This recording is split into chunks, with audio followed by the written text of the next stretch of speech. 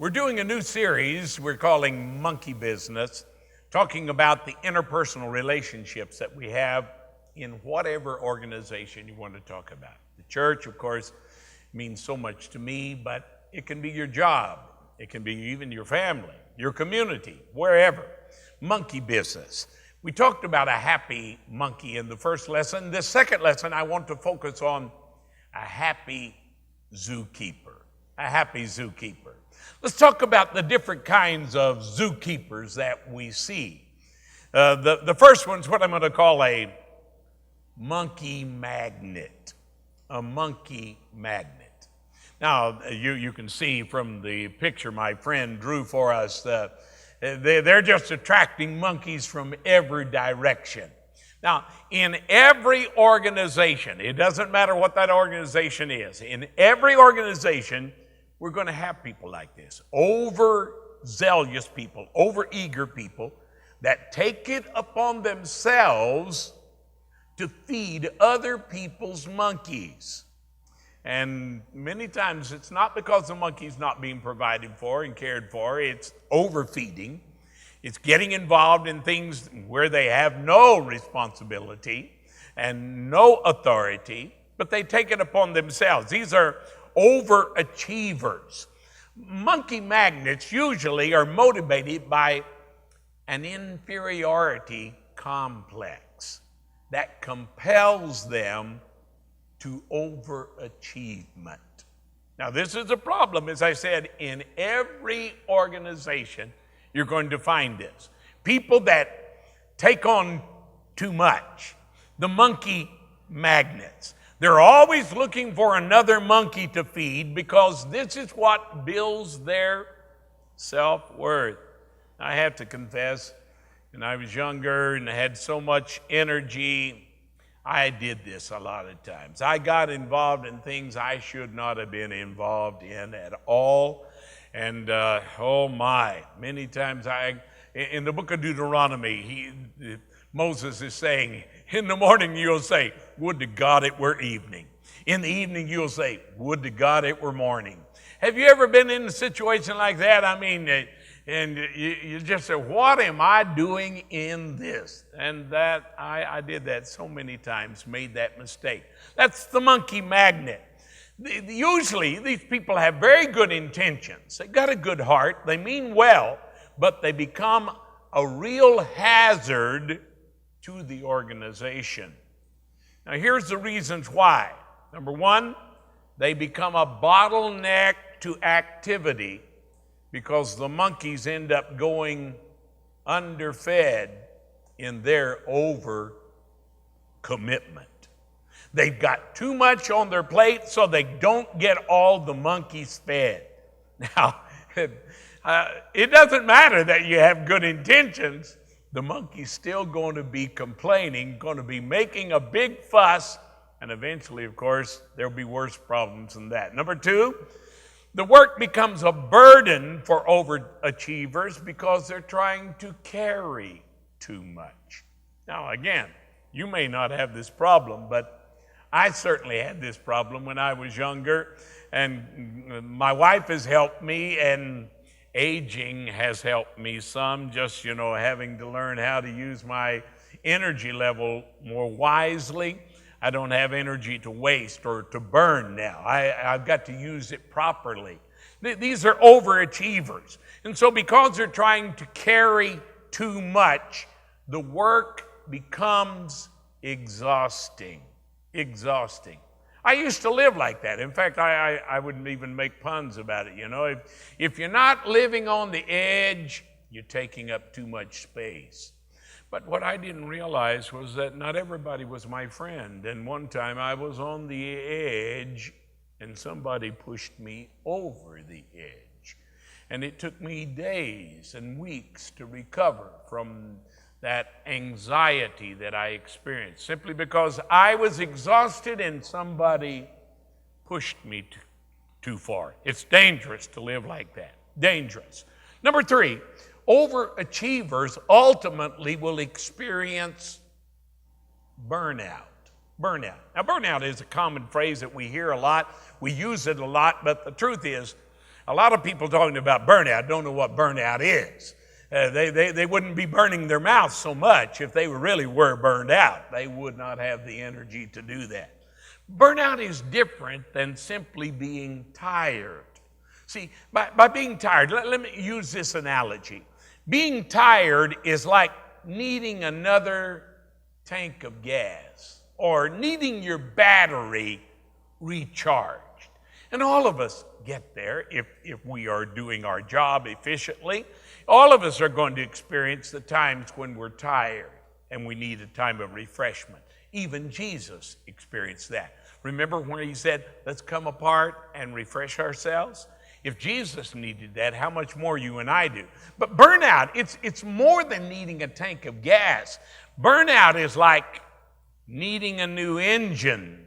You've burnt up the engine. You burnt the oil out of the engine, and now you're going to have a new motor to get this thing going again. That's what we're talking about with burnout. Burnout is not just simple being exhausted or being tired. It's coming to the point where you can't come back now. It's going to take a long, difficult process to restore you. Now, here's the second kind of person that is a zookeeper. Let's call them monkey misplacers. We had the monkey magnets. This is the opposite of that. The monkey misplacer is usually an underachiever who looks for overachievers to whom they can give their monkey. And the overachiever, is glad to accept them until they become exhausted from taking care of somebody else's monkeys. And they realize, I can't do this anymore. The underachiever, that's the monkey misplacer. Beware of feeding someone else's monkey. You're not really doing them a favor. Now, I'm not talking about just helping a friend in a crunch when everybody needs that from time to time. I'm talking about somebody that continually, habitually does not feed their monkey and they expect you to do it. It's a big mistake because you will probably fall short of their expectations. And they go off criticizing you for the job that you were trying to help them, and they're now critical of you because they don't like the way that you fed their monkey. So it's a mistake. The first thing is they neglect their responsibilities and starve their monkeys. These are the people that are underachievers. Their work never gets done, and that creates other problems for everybody else that is in relationship with them. Whether it's teaching, whether it's ushering in a church, whether it's being on the police force, whatever organization, these principles apply. The second thing is, the hungry monkeys begin to make a lot of noise, and then it goes from just being hungry to becoming sick. The monkey gets sick. Sick monkeys eventually will die if they don't receive proper care. That's not good. That brings us to the third thing. Dead monkeys stink. They create a foul odor in any organization. So those that are underachievers, that are not doing their job, that's what it ends up looking like. You've got dead monkeys. The monkey that went there from obviously malnutrition to becoming very sick, and now he is dead. He's smelling under the bed. And dead, stinking monkeys destroy the effectiveness of an organization. People are going to talk. They will end up talking about the negative things rather than the positive things if we are not properly taking care of our monkeys. Here's the third category that I want to deal with. I'm going to call them monkey murderers. Monkey murderers. These are the people that kill their monkeys. They seldom take responsibility for their actions. No, they're not going to do that. They failed to do their job, but then they blame somebody else for what they didn't do. Haven't you seen that on your job force? They look around for somebody else that they can put the blame on. It's his fault or her fault that I didn't feed my monkey.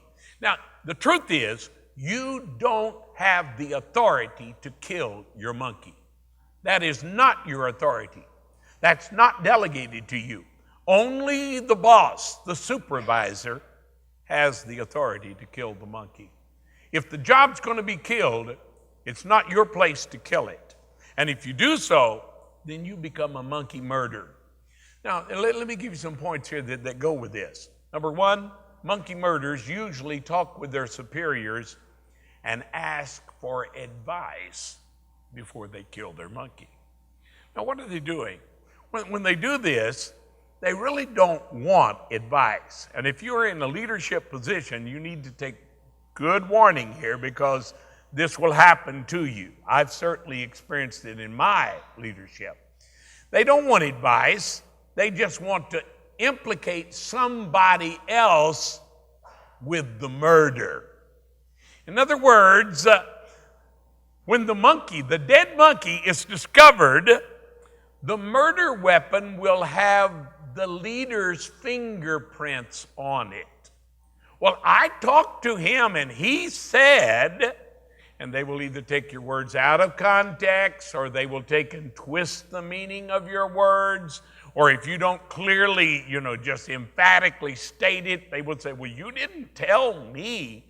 Those are monkey murders. And what they're doing is, the monkey murderer is testifying, it's the leader that told me to do it. I just was doing what he told me to do. No, you are a monkey murderer. Now, leaders have got to be very careful about this, because if you're not careful, you will take the blame for what they did. And in one sense, in fact, it's the third point that I want to point is the leader is often sentenced for the murder of the monkey. And in one sense, this is true.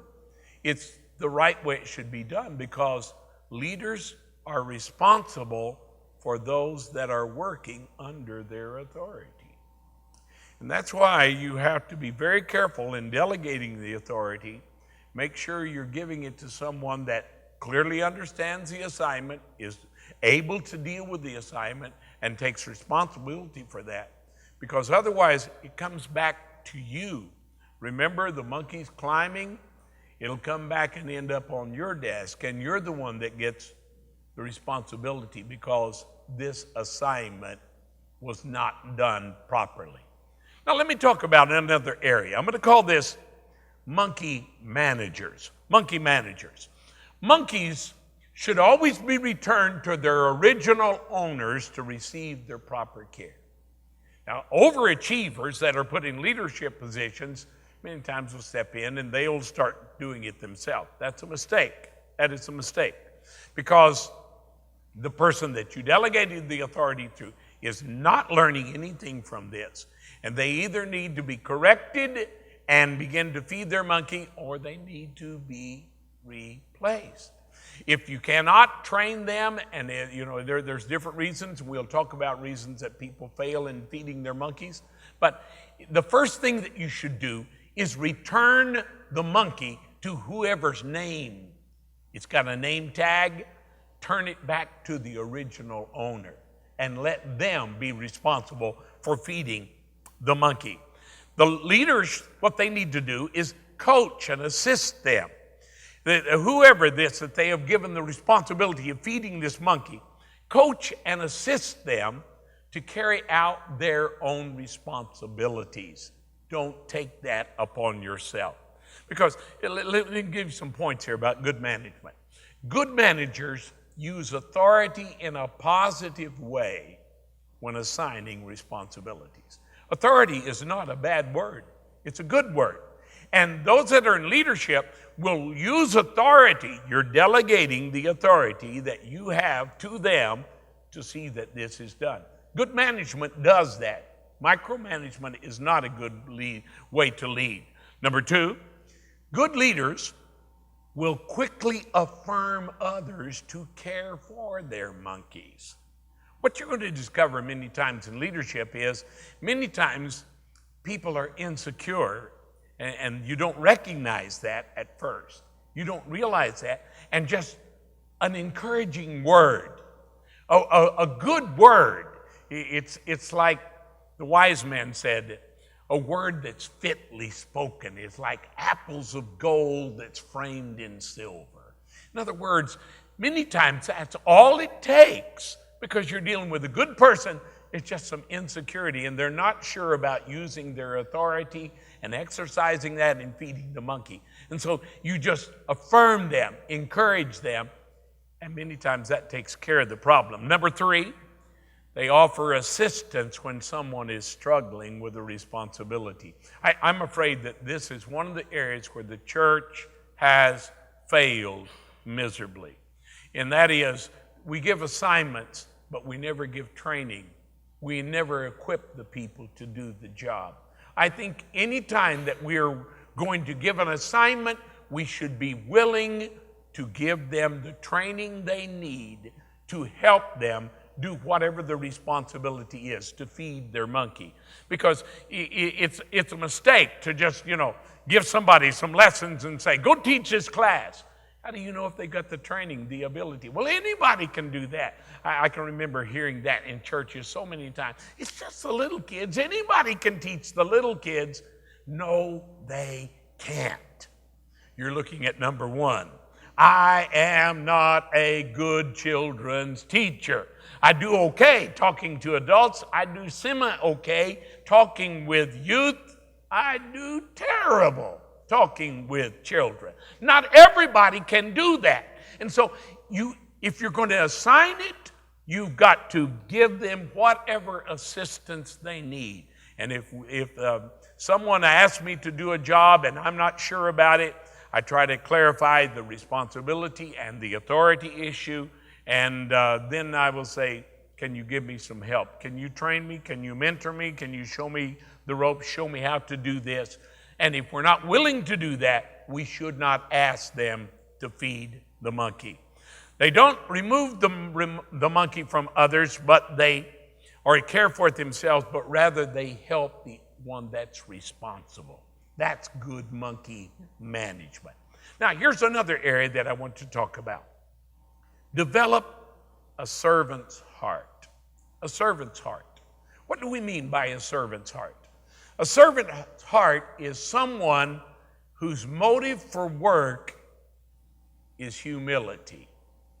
In other words, if you're taking the responsibility so that you can show off your talent, you can display how great you are, you've got the wrong motivation. And particularly when you're dealing in spiritual matters, it's just a curse. Anyone that comes on the platform with a proud attitude doesn't need to be on the platform. It's that simple. But I found that the same principle works in the workplace. It works in the community. It works in our city. It works in our government. Because pride is offensive to others. The only person that feels good about the pride is the person that's proud. And they think they are so great. No, humility. Humility is not thinking bad of yourself. Humility is simply not thinking of yourself.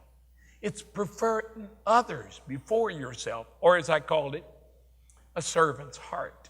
Develop a servant's heart. That's what we're talking about with humility. Now, one of the problems that we have is the word meekness and the word weakness. Humility is not found in weakness. You show me a true humble person, and I'll show you someone that is very secure in themselves. They're not thinking about themselves. They have come to that place of maturity where they're thinking about others, what they can do for others. Now, I am so grateful and so thankful that God has helped me so many areas of life. This is one of the areas, because when I was young, oh my, I knew so much, and I was always right. That's a mistake. That is a mistake. And I thought it was my responsibility as a young evangelist to come into a church, look around, see what was wrong, and then tell them how to fix it. Boy, I was not successful at that at all. When I discovered the principle of, rather than coming and trying to boss them and tell them, come alongside them and say, is there anything I can do to help? Why? Immediately, my leadership skills began to increase and grow. And the monkeys started getting bigger because I was learning how to serve. But because of the rhyming between meekness and weakness, we have so many people that think that meekness is a bad word. It is not a bad word. It means to be under authority, doing the right things, the right way, at the right time. See, meekness is the ability to serve others with a recognition of their position and their needs. We recognize their authority. They have delegated that responsibility and authority to us, so we are serving them. Boy, you can see this. You can see it in Washington, D.C. is struggling terrible because people don't have a servant's heart. They're thinking of themselves. They're not thinking of the nation. They're not even thinking of the people that elected them. They're thinking of themselves. And it creates all kinds of problems for the government, for our nation. This lack of a servant's heart is evidenced by the rejection of authority. See, when you look at Joseph in Egypt with Pharaoh, I truly believe that Joseph developed this attitude. I'm serving God by serving Pharaoh. You look at Daniel in Babylon with King Nebuchadnezzar. I believe that Daniel developed that attitude. I'm serving God by serving King Nebuchadnezzar. And because of that, they were elevated to greater and greater and greater positions of authority because they understood authority. That is a servant's heart. Now let me give you a verse of scripture that goes with this. Romans the 13th chapter and verse 1, Paul says, let every soul be subject to the governing authorities. For there is no authority except from God. And the authorities that exist are appointed by God. I know a lot of people struggle with that verse of scripture, but it's basically because they don't understand authority. As I said, Joseph didn't struggle with it in Egypt. Daniel didn't struggle with it in Babylon. Well, what is our problem? What is our complaint? We simply don't understand. We're never going to increase and grow in life if we don't understand this word meekness, being under authority. Here's another verse of scripture where the prophet Samuel addressed this. In 1 Samuel 15, the first part of verse 23. For rebellion is as the sin of witchcraft, and stubbornness is as iniquity and idolatry. Now, I've used this illustration so many times in talking to preachers and pastors and say, if you came in this auditorium and you saw some huge idol here and people offering sacrifices to it, you would be insulted. And yet he is saying, rebellion is like witchcraft. It is like idolatry. Now, why is that true? Here's why. Both witchcraft and rebellion reject authority. They reject the authority of God. They are not under God's authority. And many Christians that they would think it's horrible for people to be practicing witchcraft have the same attitude, have the same spirit.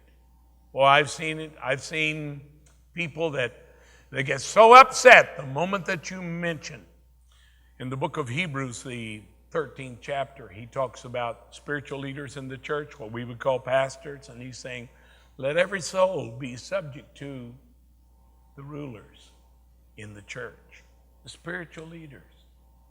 And boy, I've seen all kinds of resistance to that because they don't understand authority. If they don't understand authority, they're never going to have a servant's heart. They will not feed their monkey properly. They will create problems. So everyone should learn how to respect those that are in authority. Not feeding the little monkeys leads to not feeding the big monkeys. It's a big mistake if you see someone that's not feeding their monkey to give them a gorilla. No, you're not going to improve their behavior. They're not going to become a better worker, helper, servant, assistant, whatever word you want to give them. They're not going to do a better job just because you give them a bigger assignment. No, they'll create bigger problems in the organization. So what faithfulness means, it means being steady, reliable, and loyal. God help us to learn that. Jesus said it, Luke 16:10. He who is faithful in that which is least is faithful also in much. And he who is unjust in that which is least is unjust also in much. Faithfulness is learned by doing the little things well. Do them with excellence. And if you do so, God will increase your fruitfulness. Don't get trapped in a monkey cage.